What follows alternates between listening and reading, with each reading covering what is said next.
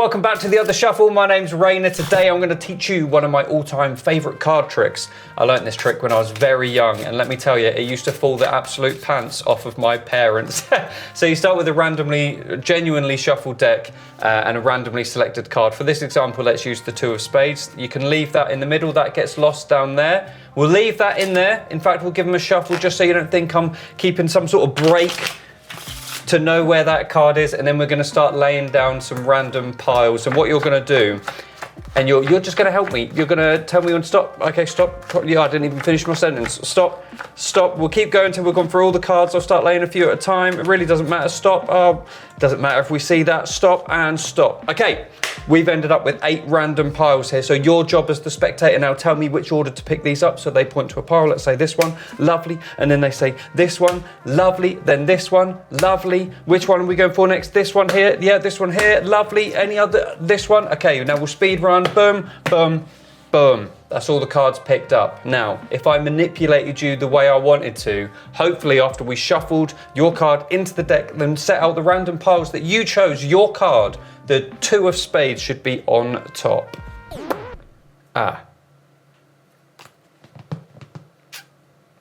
That's awkward. Maybe we'll try finding it a different way. Why don't we try spelling to the card? That's unique, right? So let's try it. TWO, 2, and then of, OF, spades, SPADES. The 2 of spades. Let's go. That is one of my favorite card tricks. Let's jump into it. All right, so this trick called Spelling Bee, sometimes Gray's spelling trick, can be found in the Royal Road to Card Magic. I don't know where I originally learnt this, but the trick kind of comes from here. We've got page 76, Gray's spelling trick. It's very cool. This is kind of my version of it that I learnt when I was a kid. So basically it starts with a genuinely shuffled deck, but you need to be able to control the card to the top. No matter what way you do that, in the start I used a certain control, like the Chris Ramsey control.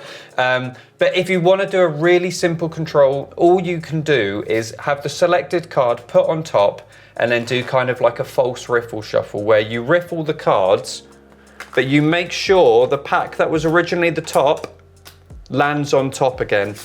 And you'd be surprised how much that fools people. And then you can always do one of those false cuts that I taught in an earlier video, like that. So you basically swing, cut the top pack over, bottom pack down, top pack, boom. So just again, quickly, 2 of spades goes on top, quick riffle shuffle, retaining that top card, little swing cut just to finish it off, boom. Now, if you're making sure that's kind of on an offbeat when you're talking to them, they're not going to spot that was fake and you've still got the 2 of spades here. At this point, you're basically set up in your head while you're doing those shuffles. You need to work out how many letters the 2 of is, which in this case is 5. So as you're telling them, I'm going to be laying down some random piles like this, you without trying to make it obvious you're counting, I've done 5 cards in this first pile where we know the 2 of spades is going to be on the bottom, okay? Then we need to do the suit next. So spades is 6 cards. So as I was talking, I made sure that I did 6 cards here in the next pile. As long as you can keep track of those 2 piles, you're fine. From this point on, this is when the spectator is going to be telling you when to stop, and it obviously really doesn't matter. Just for the sake of this, I'm just going to randomly put some piles down, like so, like that, okay? Now, here's the sort of little tricky bit. When they tell you what pile to pick up, you need to keep track of these 2, okay?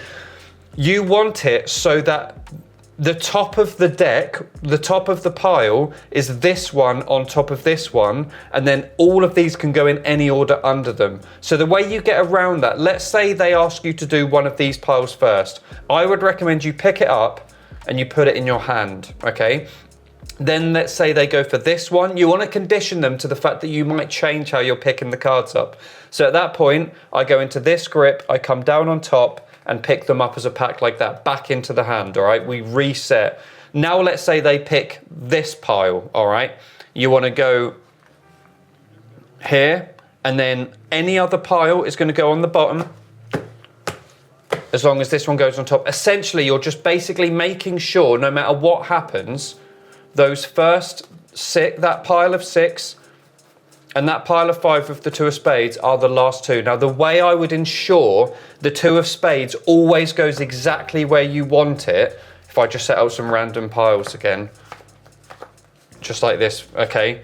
You pick up that pile with the 2 of spades first, and then no matter what happens, it doesn't matter. Pick that one up and say, in fact, help me, like point to piles we can pick up. This is what I did in the tutorial.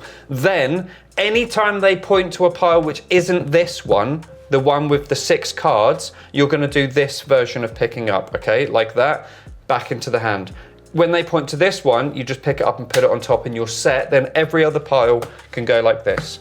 I know that might seem a little bit complicated, but it is a little bit more straightforward than you might think. Let me just reset one more time. So there's our pile of 6, there's our pile of 5, all right? We'll do it with 8 piles, like this. Okay, first things first, you say to them, you can help me pick up the cards here so we can really randomize the order. While you're doing that, pick up the one with their card at the bottom, okay? Then keep in mind which is your pile of 6 or whatever the number is for your suit, okay?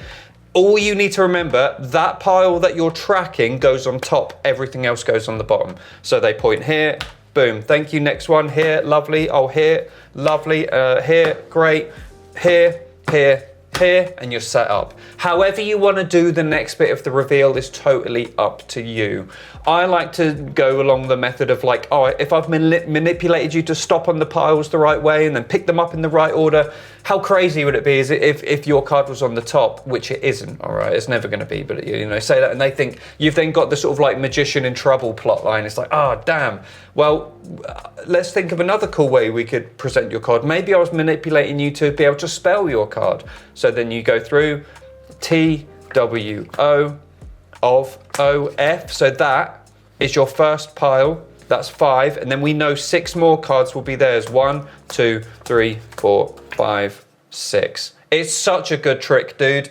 All the best stuff is hidden in books.